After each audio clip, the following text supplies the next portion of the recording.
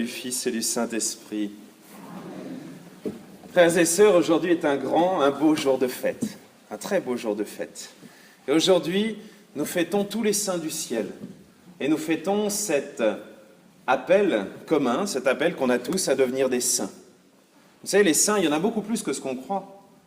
Nous, on en connaît quelques-uns, ceux dont on a représenté dans cette église, avec ses jolies statues, ses vitraux, avec Saint François recevant les stigmates, avec Sainte Jeanne d'Arc ou Saint Louis, avec Sainte Thérèse.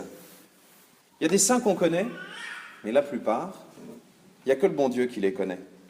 Et ils sont encore plus impressionnants, encore plus incroyables que tout ce qu'on connaît. Parce que souvent, la sainteté va avec une grande humilité, une grande discrétion. Et si le bon Dieu, quelquefois, fait une espèce de coup d'état, de coup d'éclat, c'est pour nous montrer que c'est possible. Mais là, il y a un danger qui nous guette. À chaque fois qu'on raconte la vie d'un saint ou d'une sainte, on a tendance à broder et à insister sur toutes ses qualités, à tel point que ça devient quasiment un super-héros. Et ça nous fait un peu peur et on se dit, mais on ne va jamais réussir, c'est pas possible. D'ailleurs, souvent, j'entends des gens qui se justifient en disant « Oh, on n'est pas des saints, monsieur le curé. Hein. » Et puis après, ils continuent avec le truc qui me blesse le plus, qui blesse le plus le cœur d'un prêtre. Vous savez, on est croyant, hein, mais pas pratiquant. C'est pas possible. La sainteté, c'est pas être parfait, parce que sinon, c'est bon, on peut jeter l'éponge et on n'est pas parfait. La sainteté, c'est accepter d'aimer Dieu. Le bon Dieu nous aime, ça ne changera jamais. Mais nous, en retour, nous devons l'aimer. Et c'est vrai, on pourrait se dire, mais on ne sera jamais assez parfait pour aimer Dieu, on ne sera jamais assez parfait pour avoir un cœur qui accueille Dieu tout entier. Prenons une comparaison. Beaucoup ici sont mariés.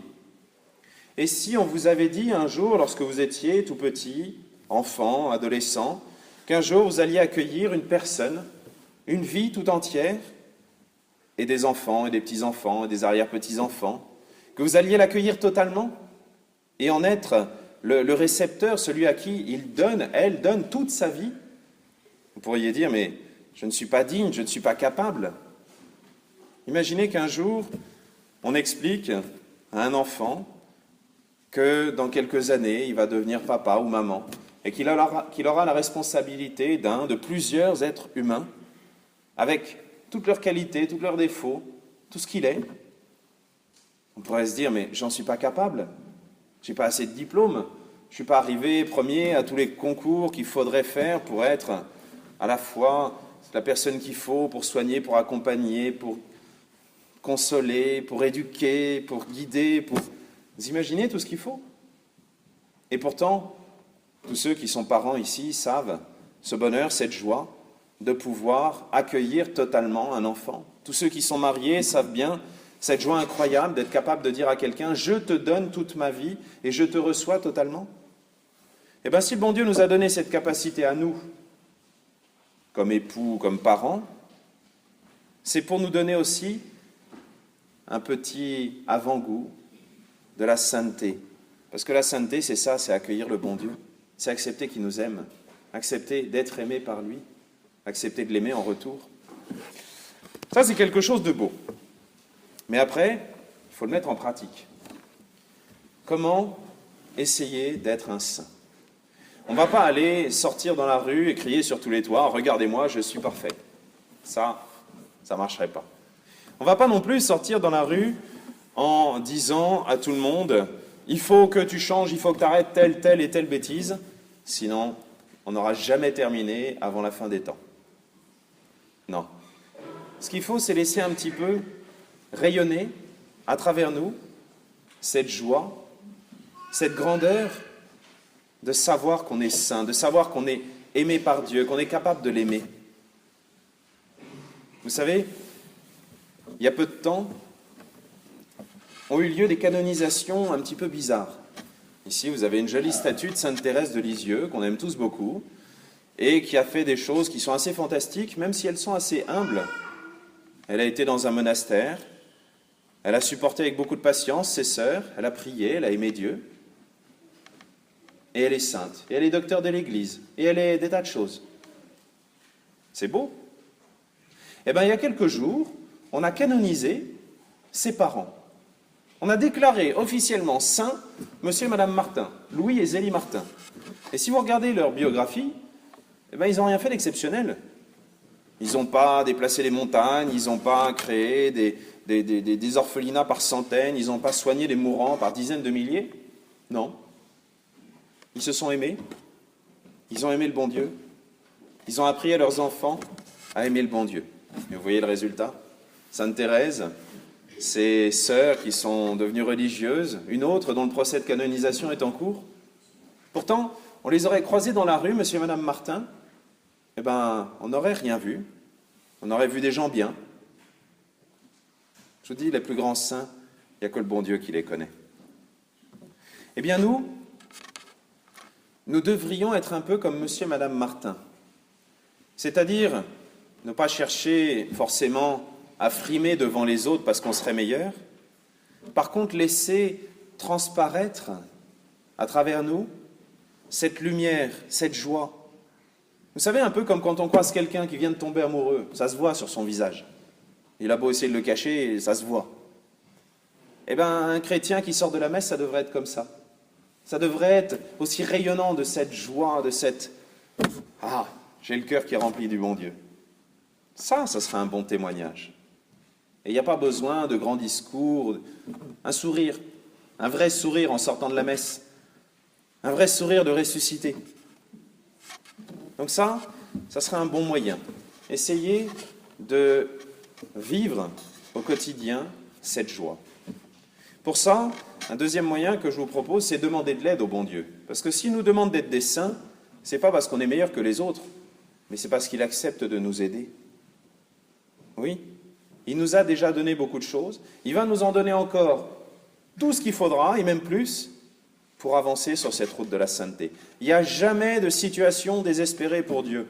Jamais. Regardez plus en détail la vie de tous les saints qu'on connaît.